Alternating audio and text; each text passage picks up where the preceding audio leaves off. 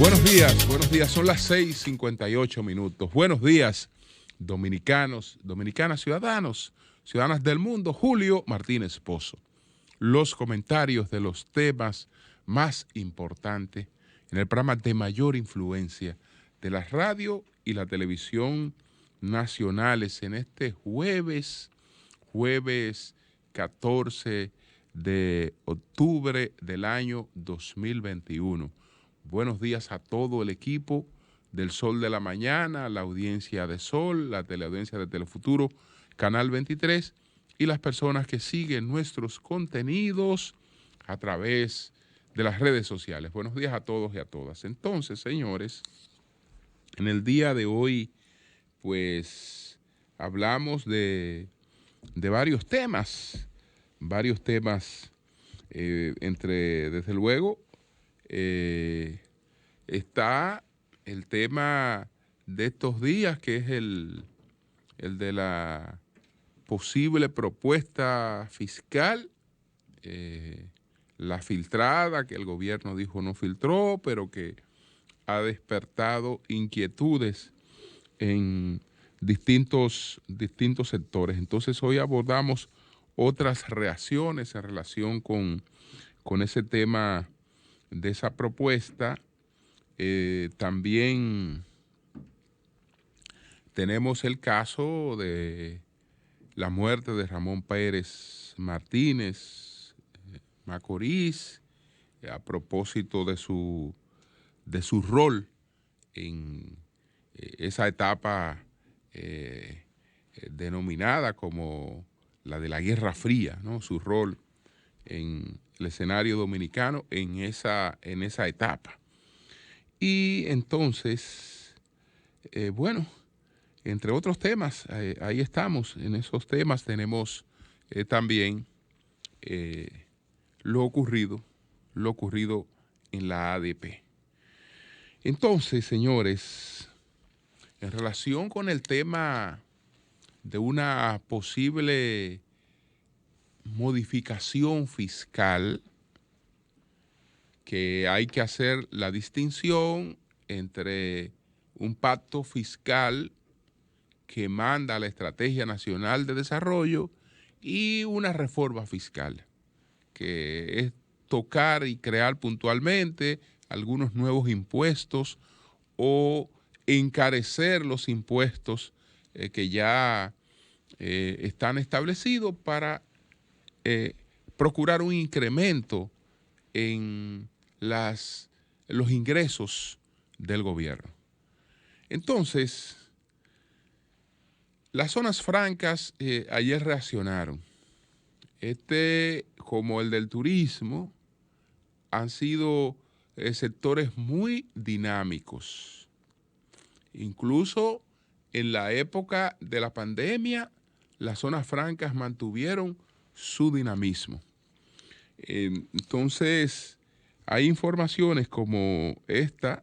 Ayer, por ejemplo, se produjeron unas declaraciones del empresario Luis José Bojos, que es el presidente de la Asociación Nacional de Zonas Francas de la República Dominicana, que él decía que al cierre de este tercer trimestre, pues las zonas francas han proyectado un crecimiento de un 25%. 25% de crecimiento. Entonces esto es al cierre del tercer trimestre de este año. Pero en referencia al año 2020 han tenido un crecimiento de 17%. Y en este caso el crecimiento sí es importante y es comparable, porque las zonas francas en época de pandemia también continuaron creciendo. Es decir, que no fue de los sectores que realmente se rezagó porque había una pandemia. Y entonces, esto, bueno, 21% en relación con el 2020, 17% de crecimiento en relación con el 2019. que el total de las exportaciones de zona franca en el año acumula 5.250 millones de dólares.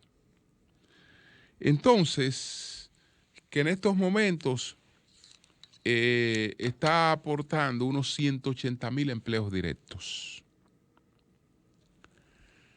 Entonces, ellos entienden que, desde luego, penalizar a las zonas francas en estos momentos no sería realmente pues factible.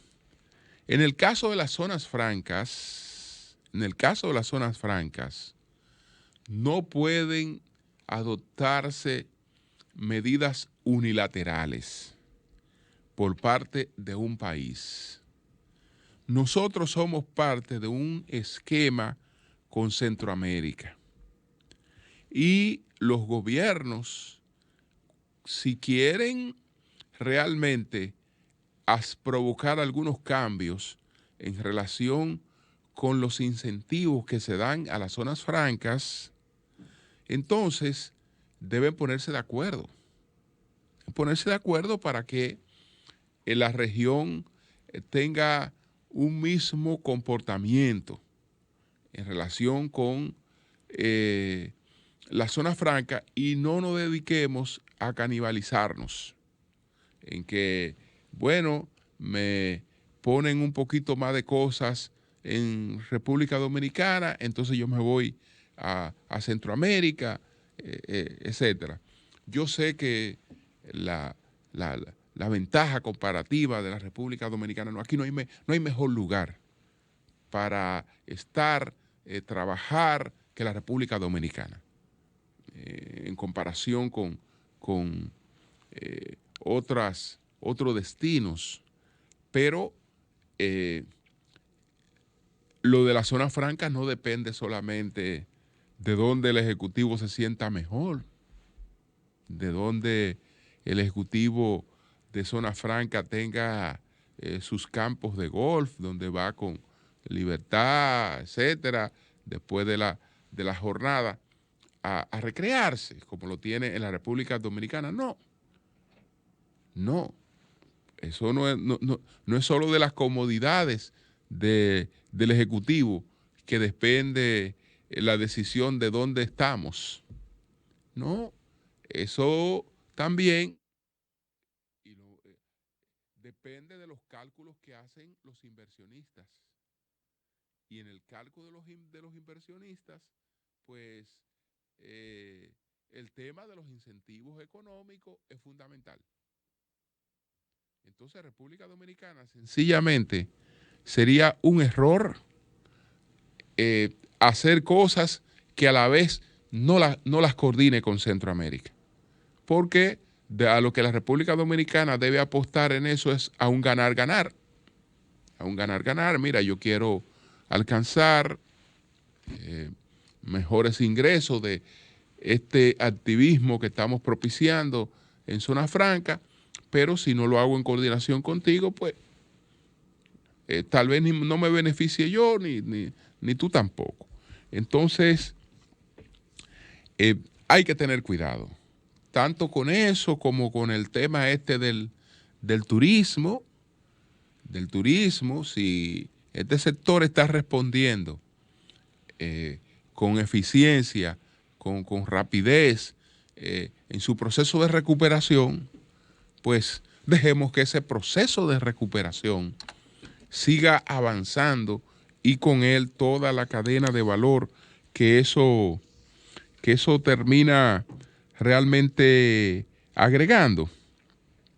Entonces, ayer también pues se produjo un pronunciamiento de la Asociación de Industriales de Herrera, que va en la misma tonalidad del pronunciamiento que ya habían hecho los de la Asociación de Industria, y por igual está el caso de los empresarios de Jaina. Entonces, están estas cosas. Cualquiera dirá, bueno, es que todo el mundo va a salir a protestar, a plantear los efectos que tendría en su sector una reforma. Sí, eso es conveniente. Eso es conveniente y es sano que todos los sectores salgan, hablen. Ahí están, por una parte pudiéramos decir que están los intereses de esos sectores, pero al margen de los intereses hay datos, hay informaciones concretas que pueden ser evaluadas y entonces se toma en cuenta si lo que ese sector está planteando es o no racional, si es o no oportuno que se le escuche. Cuando un sector dice, mira, se produjo tal reforma en el 2012 y el objetivo de esa reforma era alcanzar mayores ingresos, resultó que no se cumplió con el alcance de mayores ingresos y que sí lo que se logró fue otra cosa, y estoy hablando aquí concretamente del caso de los drones. Y aunque nos hemos focalizado solamente en un tema, en el tema que tiene que ver con los efectos en el incremento de la gente que está consumiendo bebida de patios, pero no es solo el tema de la bebida de patios. Aquí se produjeron otras cosas. Ahí hay un señor, una familia que tiene una acusación de evasión de miles de millones de pesos. ¿Y cómo lo evadieron? No fue haciendo rones de patio que lo evadieron. No fue así, no, sino industrializando. Y entonces también, bueno, le vendían a los hoteles, pero aparte de ellos, hay otros procesos industriales que andan en lo mismo y las autoridades deben estar más atentas a eso, porque incluso eso tiene una denuncia de por sí. Cuando usted va a cualquier sitio y hasta en un supermercado usted se encuentra con una botellita de ron, ¿cuánto vale esa botellita de ron? Esa botellita de ron vale 200 pesos, vale 225 pesos. Eso le está diciendo claramente que eso no está pagando los impuestos correspondientes. Eso no está pagando porque esa botellita de impuestos tiene que estar pagando 120, 180 pesos. Entonces, en cuanto a que, ¿cuál es el otro beneficio? Entonces, ahí te está diciendo claramente, mira, esto está raro. Esto está raro. Esto viene sin pago de impuestos.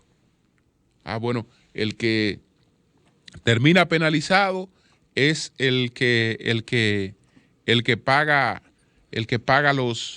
los impuestos. Entonces, ver todo esto claro. La República Dominicana tiene que actuar con responsabilidad. Hay que buscar un equilibrio fiscal. Un equilibrio fiscal y desde el punto de vista de los ingresos hay que ver cuáles son las fuentes para fortalecer los ingresos del gobierno, que por otra parte está asumiendo o está planteando cuestiones desde el punto de vista del gasto, que hasta ahora no han tenido la efectividad que ellos anuncian, porque como decía Circe, bueno, el asunto es que por una parte me plantean eliminar instituciones, pero por otra parte me están creando instituciones. Me están creando nuevas entidades. Y las que supuestamente están eliminadas, esos efectos de esa eliminación no han sido tales. No han sido realmente tales. Pero ya veremos ahí, ya veremos qué pasa en ese sentido. Entonces, señores, bueno, Murió Ramón Pérez Martínez, Macorís. Inmediatamente, pues, sale a resaltar el carácter polémico, controversial de la figura de Ramón Pérez Martínez, Macorís. Yo veo muchas personas valientes que ahora dicen cualquier cosa de Macorís. Me hubiese gustado que a lo largo de estos años, pues ellos hubiesen hecho esos planteamientos, porque si algo tenía Macorís era que daba la cara,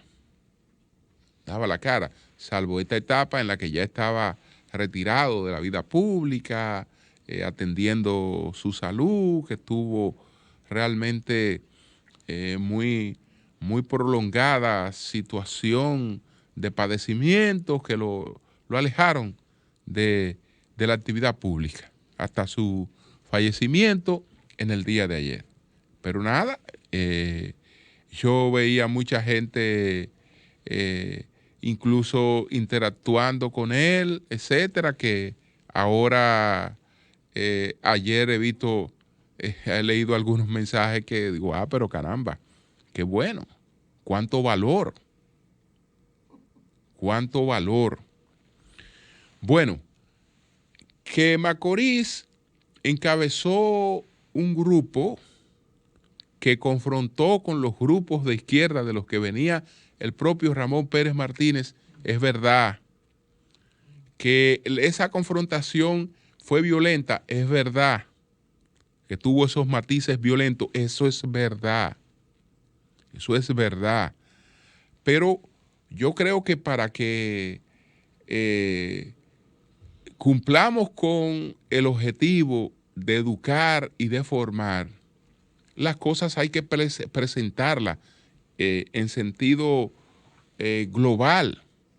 No fue que hubo un grupito de gente mala que, bueno, formó un grupo y ese grupo salía a matar jóvenes, estudiantes, inocentes, etcétera, que cayeron gente que no estaban en confrontación alguna.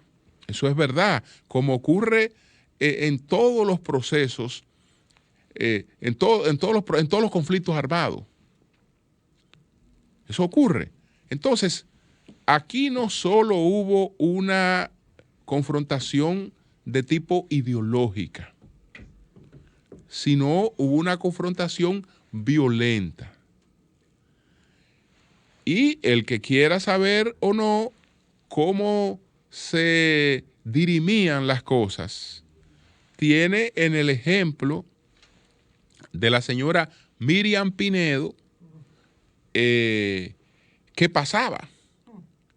No fue la banda colorada la que decidió pues matarla, descuartizarla, como ocurrió. Fue un grupo de izquierda que lo decidió y lo aprobó.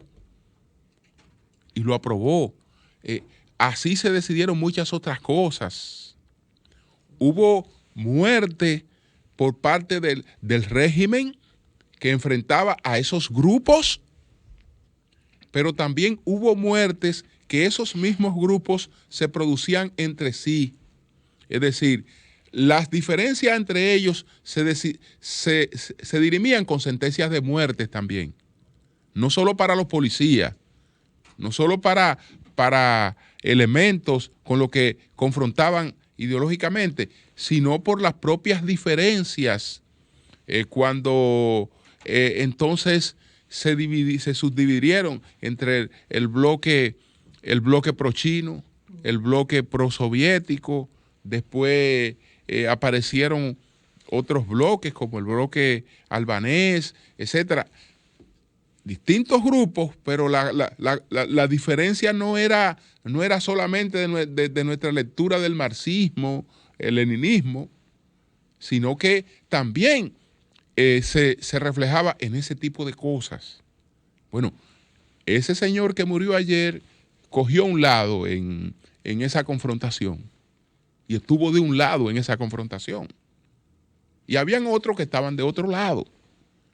Y esa confrontación tuvo ese matiz, pero presentar como que fue solamente que, bueno, había un lado malo y había un lado bueno, pero el lado bueno mandaba a matar, atracaba, secuestraba, hacía de todo. El lado bueno hacía de todo. Entonces, en esa situación, ese señor estuvo de un lado del conflicto y actuó de un lado del conflicto.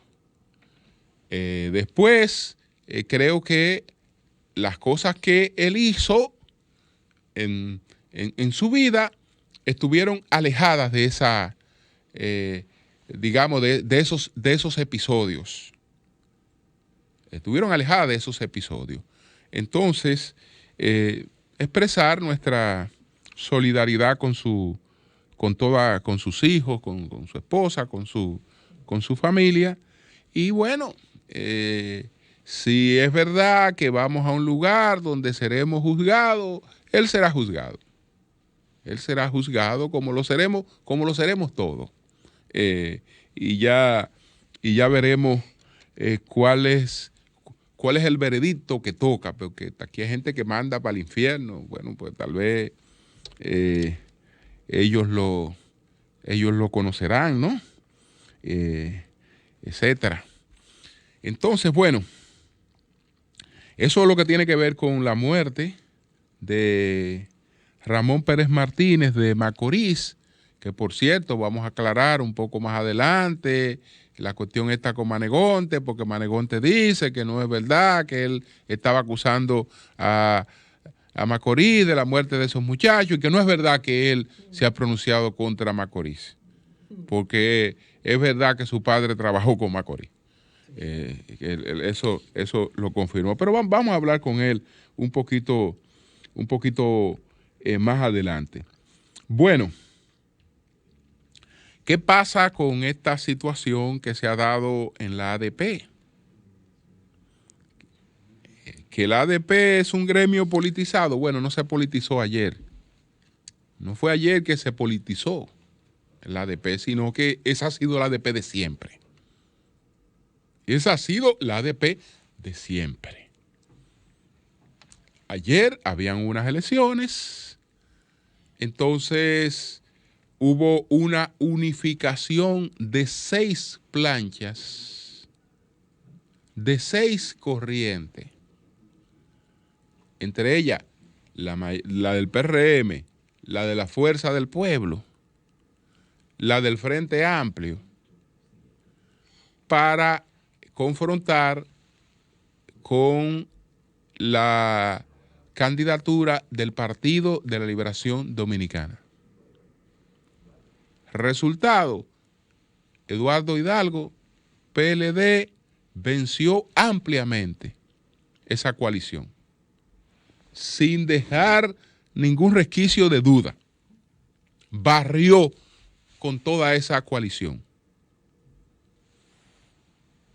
Eso tiene necesariamente una lectura que habla de una rehabilitación del PLD.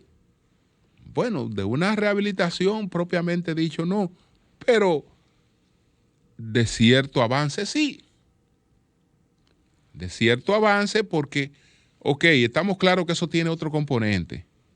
Incluso en el pasado, yo lo decía, los profesores, igual que los médicos, van a preferir siempre votar por un candidato opositor.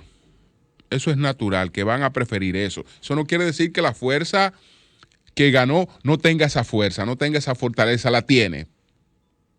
La tiene, pero se encuentra con esta favorabilidad.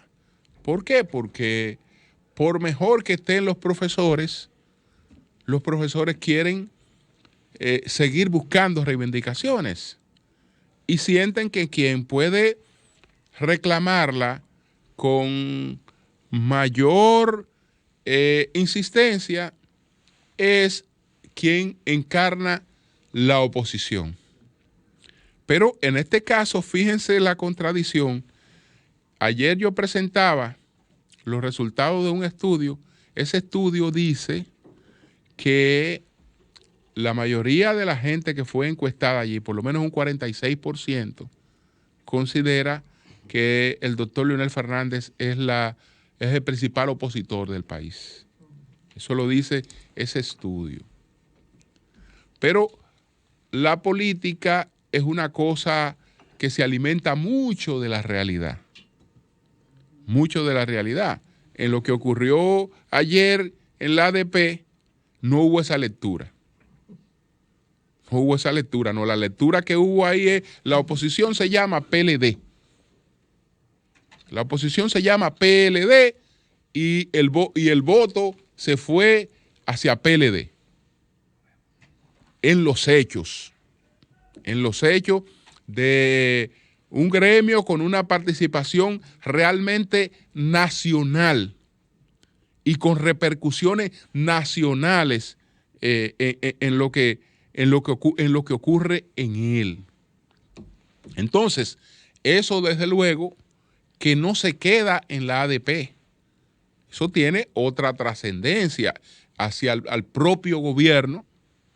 El propio gobierno lo invita a un proceso de reflexión. Que por cierto, ayer no presenté la parte que tiene que ver con la valoración de lo que la gente piensa del gobierno en las distintas regiones. Me parece que este es un dato interesante de cómo evalúa la gente al gobierno. Vamos a ver. Creo que en el tiempo que tiene gobernando usted aprueba. Ok, vamos a ver. Esta es. En el tiempo que tiene gobernando, ¿usted aprueba o desaprueba la gestión del gobierno de Luis Abinader? Bueno, en sentido general, hay un 53% que la aprueba, pero hay un 42.3% que no la aprueba. En la zona metropolitana, estamos hablando del Gran Santo Domingo, el 52.2% aprueba la gestión del presidente Abinader y el 43.1% no la aprueba. En el este, donde el presidente Abinader tiene la mayor valoración, el 61.7% aprueba su gestión, el 32.9% no lo aprueba. En el norte, el 53.7% aprueba su gestión, el 41.2% no lo aprueba. En el sur, el 46.9% aprueba su gestión, pero el 49.4% no la aprueba. Es decir, en el sur, la desaprobación hacia la gestión del gobierno está por encima de la aprobación. Es la única región del país donde eso ocurre, que es en el sur del país, que 49.4% no aprueba la gestión y el 46.9% sí la aprueba. Entonces, cuando hacen la subdivisión entre zona urbana y zona rural, el 52.9% en la zona urbana aprueba la gestión, el 42.5% no lo aprueba.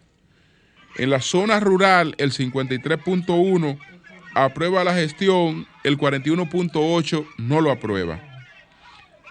Y entonces, entre las mujeres y los hombres, ¿qué pasa? Entonces, entre los hombres, el 55.3% aprueba la gestión y el 40.9% no lo aprueba. Entre las mujeres, el 50.6% aprueba la gestión y el 43.7% no lo aprueba. Entre ya de 18 a 24 años, etcétera. Pero repito, el consolidado, 53% aprueba la gestión, 42.3% no aprueba la gestión. Esto que se presentó ayer en la Asociación Dominicana de Profesores ADP, no es que sea un reflejo de esto plenamente, pero es un aviso.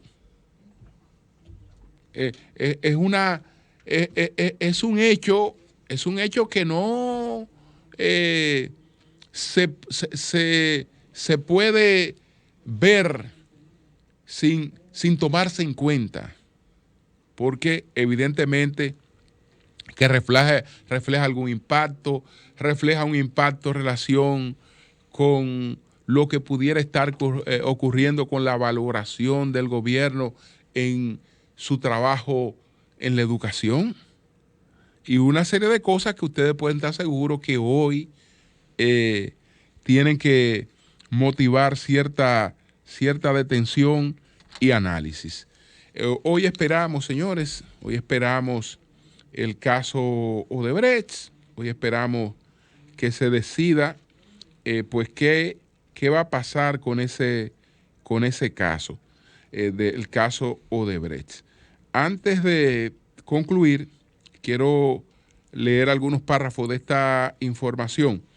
El Instituto Nacional de Formación Técnico Profesional Infotet, el Instituto de Dominicanos y Dominicanas en el Exterior INDEF y el Consulado Dominicano en Nueva York iniciaron el programa de capacitación para la diáspora residente en Estados Unidos que busca mejorar la calidad de vida de los emigrantes a través de la formación para el empleo de calidad. Este programa se inscribe en el cumplimiento de la promesa del director general del Infotet, Rafael Santobadía, al participar en el Consejo de Ministros que encabezó el presidente de la República, Luis Abinader, desde Nueva York el pasado 20 de septiembre, de llevar la formación técnico-profesional a los dominicanos y dominicanas residentes en los Estados Unidos. Estamos dando cumplimiento a compromisos contraídos en el Consejo de Ministros que encabezó el presidente Abinader desde Nueva York, con cuya diáspora sostuvo diversos encuentros y en el cual prometimos expandir la formación técnico-profesional hasta nuestros hermanos de la diáspora. Esto es importante porque si nos sostenemos